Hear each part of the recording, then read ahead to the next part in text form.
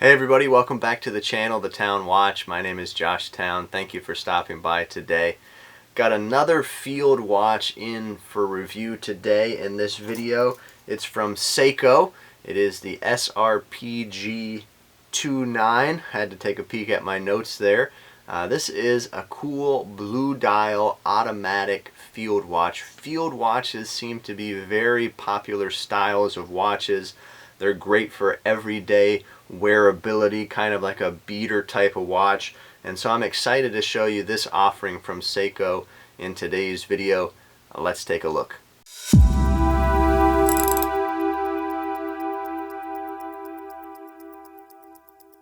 Alright, here it is, Seiko 5 Automatic Field Watch SRPG29. We're going to just jump right into the specs and features of this watch.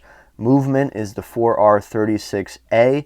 Crystal is a Hardlex mineral crystal from Seiko. Case material is stainless steel.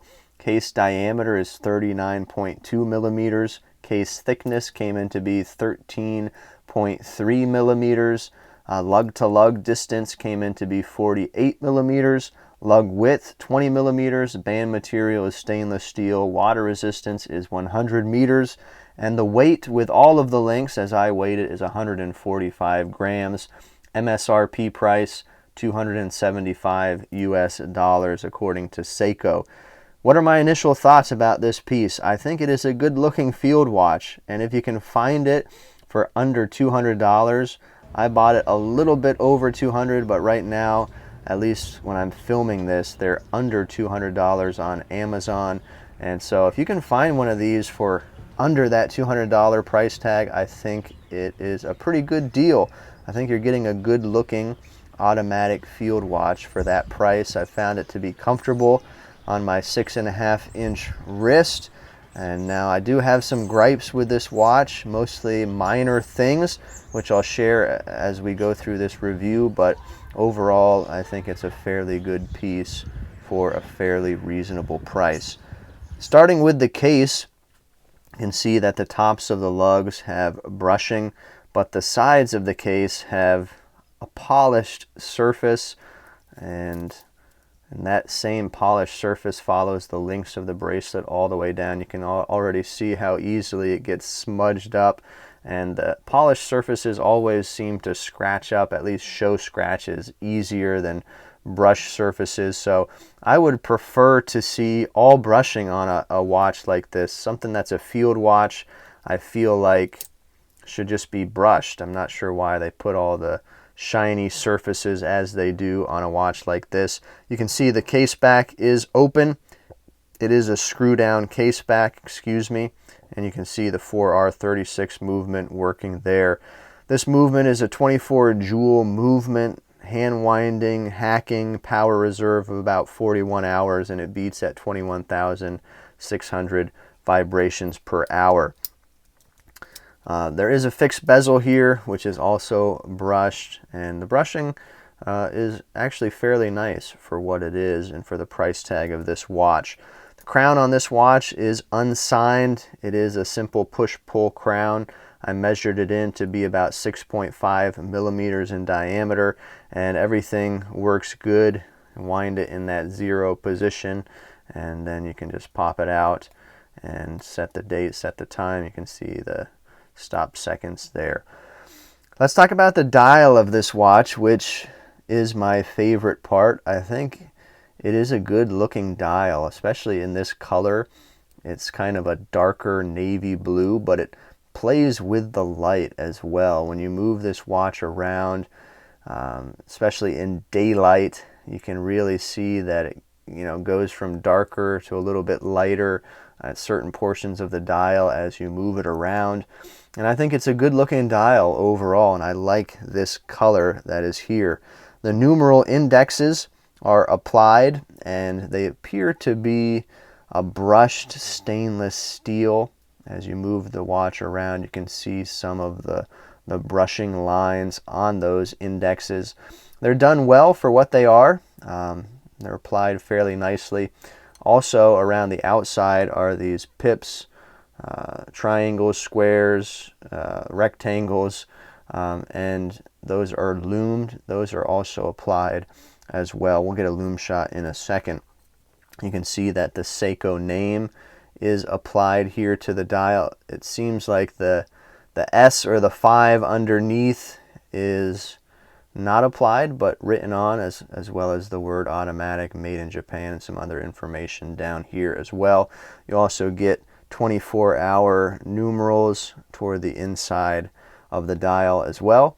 Get a nice framed out date window over here, day date, with a black date wheel, which I think goes well with this darker navy blue colored dial. The handset on this watch is large, very legible. All the hands reach out to a good distance. Get a pop of red on that second hand, and very, very good handset, and you're not going to have trouble reading this watch. Overall, I think the dial on this piece is really good looking for what it is. I'm going to shut the lights off and we'll get a loom shot right now. Alright, so here's a quick loom shot after charging it up with my UV flashlight for a few seconds. You can see it's a really good application on those large hands. Get some on the second hand as well. And then it's just the pips on the outside. I think I would have preferred to see the numerals loomed.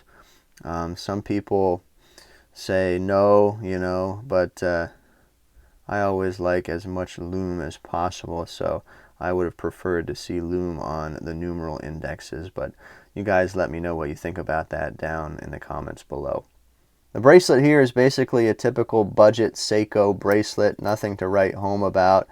You get split pins in these links, hollow end links, pressed clasp, which is not a big deal, but the no micro adjust really is the bigger deal I find here, just to have two positions there. Definitely like to see more micro adjusts. Again, you get brushing on the links, and then you get polishing on the sides. You get split pins. I think I might have already mentioned that. But yeah, nothing to write home with this bracelet, but it does the job for a budget piece like this. Let me jump back in front of the camera and I'll share my final thoughts. I do like this watch from Seiko. I think it's a fairly good budget-friendly automatic field watch if you can find it for under $200. My list of gripes here are short, but I will try and summarize them real quickly again. I don't like the polishing on the sides of the case and on the sides of the bracelet. I feel like a field watch should just be brushing and not have all those reflective surfaces. I wish the watch was a little bit thinner. It's over 13 millimeters thick. I understand it's not a mechanical movement, it is an automatic, so it's a little bit thicker because of that, but I'd like to see them take at least a millimeter or so off the thickness of this case. Like to see them put more loom on this watch. I would prefer the indices, those numerals, to have loom, not just the pips around the outside. That's not a deal breaker. And then the bracelet itself, hollow end links, no real micro adjusts. Something you come to expect with Seiko bracelets, unfortunately, and it's really an easy fix to put a nice strap or something on this watch, but again, that is a gripe for sure. What do you guys think about this budget-friendly field watch automatic from Seiko? Please share your thoughts down in the comments below. And what are some other automatic budget-friendly field watches that you think are comparable to this one right here? Please leave those down in the comments as well.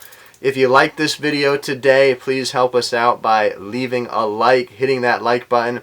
It really goes a long way and we really appreciate it. If you want to go a step farther, share this video with someone who you think might like it and watch it.